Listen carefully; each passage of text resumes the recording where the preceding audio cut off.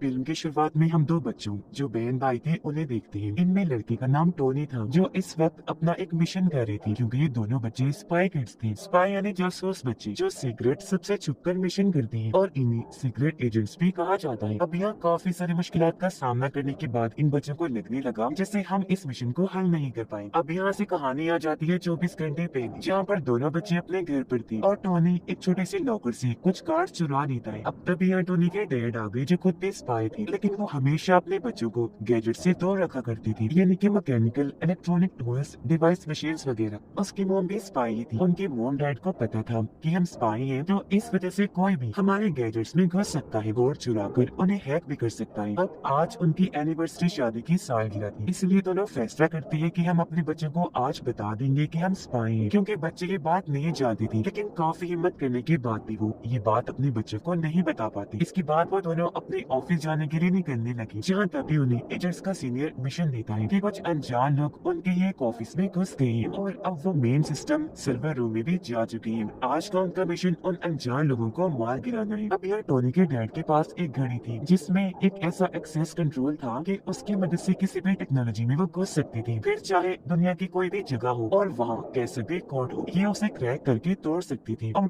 Code करके बदल कर खत्म भी कर सकती थी। अब टोनी के डैड के पास जिस तरीके का खास खुफिया कोड था उसका नाम आर्मागेडन था। ये लोग स्पाई बने रूप में वहाँ जाते हैं। अपने महारतों से वो शानदार लड़ाई करके इन्होंने 4 लोगों को तो मार दिया, लेकिन तभी इन्हें याद आया कि ये 5 लोग थे, तो 5वां कहाँ गया। इनका ये सोचना ही था कि ऊपर से छत तोड़कर एक रोबोट वहाँ आकर गिरता है। ये रोबोट असल में या टोनी के डैड की वो घड़ी चुराने आया था जिसमें आर्मागेडन कोड था, जिसे चुराकर वो यहाँ से भाग जाता है। स्कूल में टोनी जबरदस्त मैच खेलकर जीत जाता है, जहाँ उसे हर गेम के पहले स्टेज का कंट्रोल मिल गया था, यानी जब भी कोई नई गेम आएगी उसकी पहली स्टेज को सबसे पहले टोनी खेला करेगा। अब यह टैब में टोनी सब बच्चों को किंग नाम के एक गेम मेकर से मिलवाता है जो बहुत शानदार मुश्किल गेम्स बनाया करता था। हाल ही में उसने एक बहुत ही अच्छी गेम बनाई थी जिसका नाम हाई स्कोर था। रोबोट जिसने टोनी के डैड की घड़ी चुराई थी वो उस घड़ी को किंग को लाकर दे देता है, क्योंकि ऐसा करने को उसे किंग ने ही कहा था। लेकिन अब जब किंग घड़ी को चेक करता है तो उसे पता चला कि ये घड़ी अभी अधूरी है, क्योंकि फिलहाल इसमें आर्मागेडन का आधा कोड नहीं है बल्कि वो तो कहीं और ही है। टोनी और उसकी बहन फैसला करते हैं कि रात को 12 बजे हम गेम खेलेंगे, तो इसलिए 12 बजने से थोड़ी देर पहले ये बड़ी मुश्किल से टीवी वाले कमरे में गई। जब जब वहाँ बैठकर 12 बजने का इंतजार करने लगते हैं, उधर टोनी की मोम अपने हस्बैंड को समझा रही थी कि क्योंकि घड़ी तो चुरा ली गई है, तो अब हम ऐसा करते हैं कि उसके आर्मागेडन कोड को डिलीट कर देते हैं, जिस पर उसका हस्बैंड साफ साफ मना कर देता है। और एजेंट्स का है जो इस वक्त वीडियो कॉल पर था, उसने भी ऐसा करने से रोक दिया, क्योंकि उसका कहना था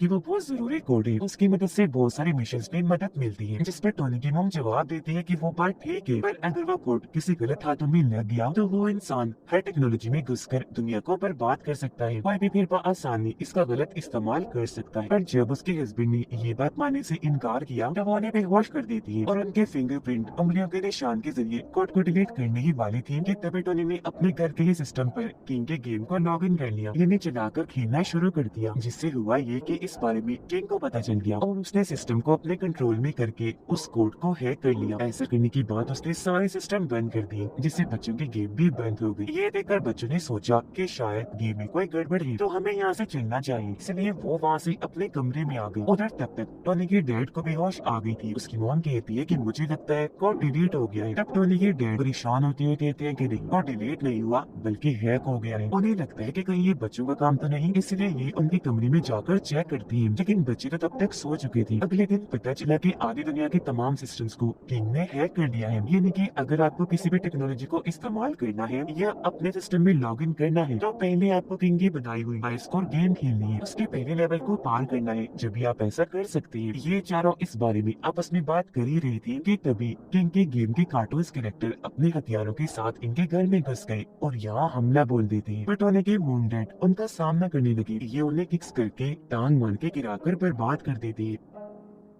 इसी बीच टोनी की बहन दरवाजा खोल देती है और ये चारों बाहर आए, जहाँ इनकी मोम बताती है कि हम यहाँ से मिशन पर जा रहे हैं और तुम्हें एक सेफ हाउस में भेज रहे हैं जो हर लिहाज से महफूज जगह है तुम्हारे लिए। ये कहकर इनके मोम डैड ने बेसमेंट की सीक्रेट जगह का दरवाजा खोला। जब ये सारे अंदर गए तो वहाँ अलग अलग किस्म के गैजेट्स पड़े हुए थे, जिनमें ऑटो बाइक्स, ऑटो कार शामिल थी, जो काफी मॉडर्न टेक्नोलॉजी लग रही थी और ये अपने कंट्रोल में करते ही खुद ब खुद चलती थी। अब बच्चियाँ छोटे से ऑटो कार में बैठ जाती है। इनकी मोम समझाते हैं कि जब तक हम मिशन से वापस नहीं आ जाते तुम्हें वहीं रहना है और वहाँ की जो खास चीज है उसकी हिफाजत करनी है। उस जगह तुम्हें कोई खतरा नहीं है। मैं भी बार बार तुम्हारी लोकेशन को ट्रैक करती रहूंगी, ये चेक करने के लिए कि तुम किस वक्त कहाँ हो। इतना कहते टोनी की बहन बटन दबाती है और ये बच्चे यहाँ से निकल गए। तब उनकी मॉम डैड भी पीछे गाड़ी से आ रही थी। अब इनकी गेम की कार्टून्स ने बच्चों के ऑटो कार देख ली थी, इसलिए वो इनका पीछा करती है। इन कार्टून्स में बहुत सारे स्केलेटन्स ढांचे भी शामिल थे। अब यह कार काफी तेजी से आगे बढ़ रही थी। टोनी की बहन कार के सिस्टम को अपने कंट्रोल में करके इसे खूब मजे से चला रही थी। फिर आखिर सब कार्टून्स को चकमा देने के बाद ये उस जगह पर पहुंच जाते हैं जहाँ सेफ हाउस है। दरवाजे पर जैसे गए अपने नाम बताते हैं, जो बताते ही दरवाजा खुल गया। अंदर आकर ये यहाँ के अजीब नजारे को देखकर काफी दंग रह जाते हैं। यहाँ इन्हें ये बात भी पता चल गई कि हमारे मोम डैड भी स्पाई हैं, जो बात उन्होंने आज तक छुपा के रखी, क्योंकि वहाँ इनकी मोम की 3D वीडियो चल रही थी। ये जब और अंदर गए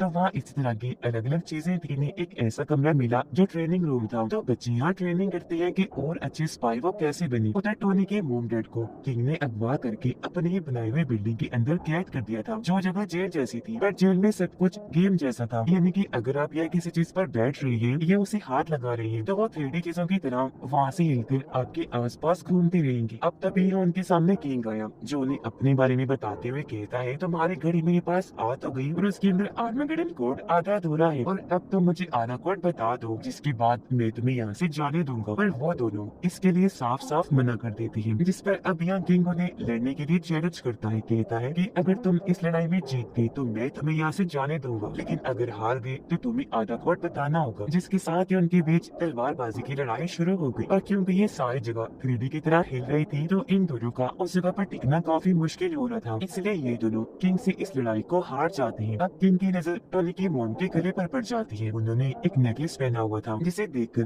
किंग को पता चल गया कि इनके बच्चे कहाँ हैं और जहाँ इनके बच्चे हैं आधा कोड भी वही होगा। उधर बच्चे यहाँ अलग अलग गैजेट्स को देखकर काफी खुश हो रहे थे। साथ ही यहाँ स्पाई किड्स के सूट भी मिल जाते हैं जो इन्होंने पहन भी लिए थे। अब और गैजेट्स की तलाश में इन्हें एक ऐसी किताब मिल जाती है जिसमें स्पाई किड्स के असूल लिखे हुए थे, जिनमें से एक था एक अच्छा स्पाई हमेशा झूठ बोलता है। पर ये बातें टोनी की बहन को पसंद नहीं आती। वो कहती है कि नहीं, झूठ बोलना गलत बात है, अच्छा स्पाई कभी भी झूठ नहीं बोल सकता। अब तभी यहाँ कुछ लोग आ गए जो असल में एजेंट्स का ग्रुप था। वो लोग यहाँ अपने बारे में हालांकि बताते भी हैं, लेकिन क्योंकि बच्चे काफी डरे हुए थे इसलिए वो दरवाजा नहीं खोलते, जिस पर एजेंट्स दरवाजा तोड़कर ही अंदर घुस आए। इसलिए अब दोनों बच्चे अलग अलग तरह से उन्हें परेशान करने लगे, यहाँ तक कि गैजेट की मदद से वो एजेंट्स को मारते भी हैं। पर थोड़ी देर में बच्चों को पता चल गया कि सच में एजेंट्स ये जो इन दोनों बच्चों को ही अपने साथ अपने बेस पर ले जाने के लिए आए थे। तो अब बच्चे इनके साथ बेस पर आ जाते हैं, जहाँ पर ये बाहर खड़े खास किस्म के गैजेट को देखते हैं, जो पानी में शिप की कश्ती की तरह चल भी सकता था और प्लेन की तरह हवा में उड़ भी सकता था। अब दोनों बच्चे एजेंट्स के हेड से मिली, जो इन्हें बताता है कि मैंने आप लोगों को यहाँ इसलिए बुलाया क्योंकि हम अपने सिस्टम में लॉगिन नहीं कर पा रहे। वजह यह है कि वहाँ किंग की हाई स्कोर गेम चल रही है जिसे हम पार नहीं कर पा रहे। अब बच्चे वो गेम खेलने लगे और पहले ही बार में इस लेवल को पार कर लेते हैं, जिससे सारे एजेंट्स फौरन अपने अपने सिस्टम में लॉगिन कर लेते हैं।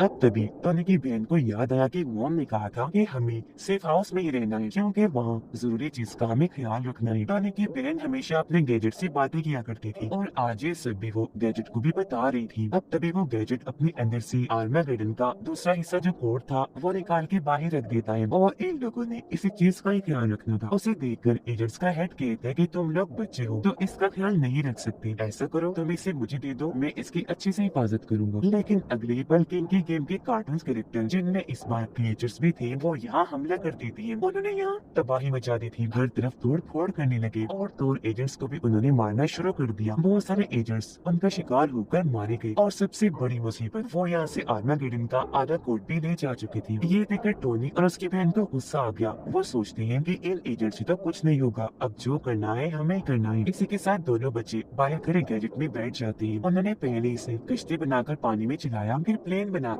हवा में उड़ाने लगे और उन कार्टून्स का पीछा करना शुरू कर देती है। जिसके बाद ये किंग के महल के पास आ गए। अब पहले तो इन्हें लग रहा था कि सामने दीवार है, पर जल्द पता चल गया कि वो 3D दीवार थी जिसे पार करके ये अंदर घुस जाते। जेल में टोनी की मॉम बार बार जेल को तोड़ने की कोशिश कर रही थी और अपने हस्बैंड को भी कह रही थी कि अगर तुमने आर्मागेडन का कोड बनाया था तो तुम इसे तोड़ भी सकते हो ना, डिकोड करके खत्म भी कर सकते हो ना, तो कर दो। जिस पर यहाँ उसके हस्बैंड बताता है कि असल बात ये है कि उस दिन जब हम मिशन पर थे तो तब मुझे आर्मागेडन का फार्मूला मिला था, मैं वो फार्मूला चुरा कर घर ले आया। मैंने काफी बार कोशिश की लेकिन कभी भी उसे पूरा नहीं कर पाया। लेकिन एक दिन टोनी कमरे में आ गया और उसने पता नहीं कैसे फार्मूले को पूरा कर दिया और ये कोड पूरा तैयार हो गया। तो इसे मैंने अकेले ने नहीं बनाया, तो फिर इसे मैं कैसे तोड़ सकता हूँ या डिकोड कर सकता हूँ। अब तभी पता चला कि टोनी के डैड ने जिसके सामने ये सब बातें की थी वो उसकी वाइफ नहीं थी बल्कि किंग था, जिसने उसकी वाइफ का रूप लेकर ये सारी बातें उगलवा दी थी। और अब वो असली वाले टोनी की मोम को याद लाता है जिसे वो यहाँ से ले गया था और कहता है कि इसका मतलब अब मुझे तुमसे कोई मतलब नहीं बल्कि तुम्हारे बच्चों से।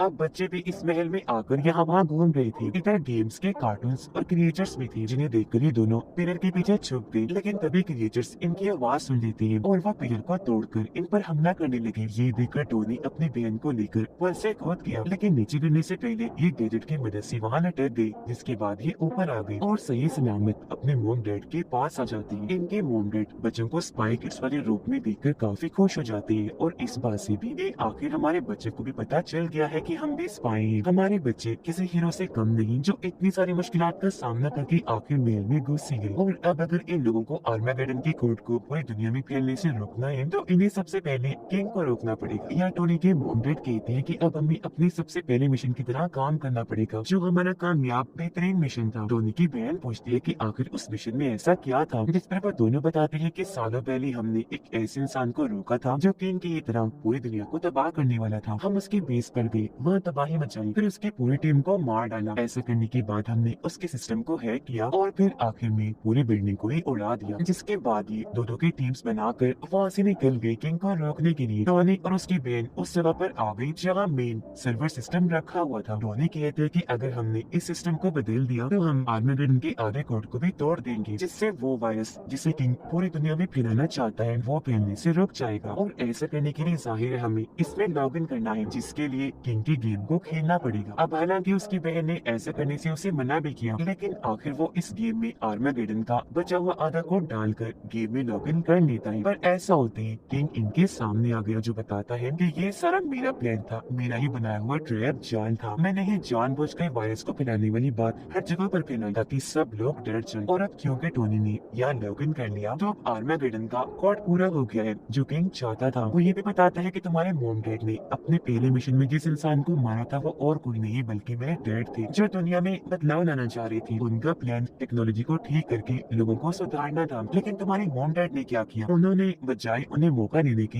एक तो उन्हें मार दिया, ऊपर से सब कुछ बर्बाद कर दिया। और अब मैं उसी चीज का बदला लूंगा, सच में पूरी दुनिया में वायरस फैलाकर। और अगर कोई टेक्नोलॉजी का इस्तेमाल करेगा, अपने सिस्टम में लॉग इन करेगा, तो उसे पहले मेरा हाई स्कोर गेम खेलना पड़ेगा। जो कहकर किंग अपने 3D प्लेन में यहाँ से चला गया।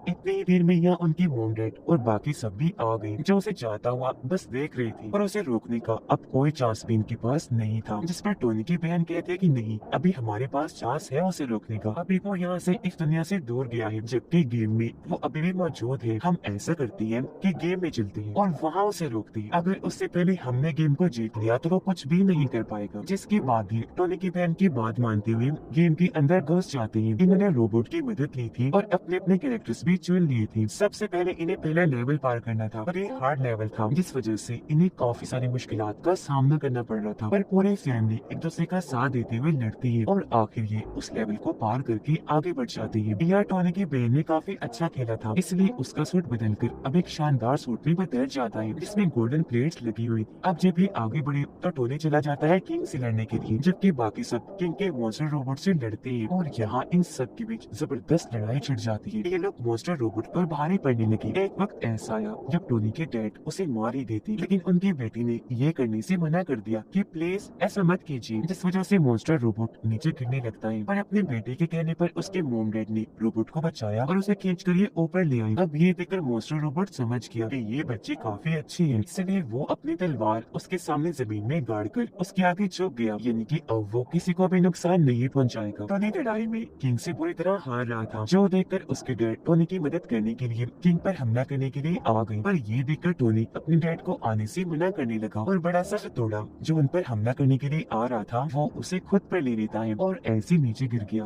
उसकी सारी ताकतें खत्म हो गई, वो तकरीबन मर ही गया था। पर तभी सबको याद आया कि टोनी ये कहकर लड़ने गया था कि मैं ईमानदारी से बगैर बेईमानी किए खेलूंगा और कोई गड़बड़ नहीं करूंगा। उसकी इस ईमानदारी की वजह से वो दोबारा ठीक हो गया, क्योंकि गेम का असली असूल यही था, ईमानदारी। उसे अब एक नया चांस और एक नई ताकत मिल गई थी जिसका इस्तेमाल करके वो आखिर यहाँ किंग को हरा देता है। अब इससे यहाँ किंग को भी ये एहसास हुआ कि मुझे ऐसी गलती नहीं करनी चाहिए थी और हर जगह गलत चीजें ही नहीं फैलानी चाहिए, क्योंकि बुराई ज्यादा देर तक नहीं रहती। इसलिए वो इस वायरस को जो पूरी दुनिया में फैलने वाला था रोक देता है, जिसके बाद ये सारे के सारे गेम्स की दुनिया से निकलकर असली दुनिया में वापिस आ जाते हैं। तभी यहाँ एजेंट्स की टीम आकर किंग को गिरफ्तार करने की कोशिश करती है, पर ये देखकर टोनी और उसकी बहन एजेंट्स को ऐसा करने से रोक देते हैं और कहने लगे कि इसे हमने पकड़ा है और अब हम ही ये फैसला करेंगे कि इसका क्या करना है। टोनी की बहन कहती है कि हमें इसे छोड़ देना चाहिए, क्योंकि अब इसे गलती का एहसास हो गया है और हो सकता है कि ये और सुधर जाए, बाकियों को भी सुधार दे। जिसके साथ यहाँ ये फैसला हुआ कि किंग को वापस उसके गेम के अंदर ही भेज दिया जाएगा और अब से टोनी और उसकी बहन भी एजेंट्स की टीम का हिस्सा है। वो अब आखिरकार स्पाई किड्स के लिए चुन लिए गए हैं और इसी के साथ इस फिल्म की कहानी भी यहीं पर खत्म हो जाती है।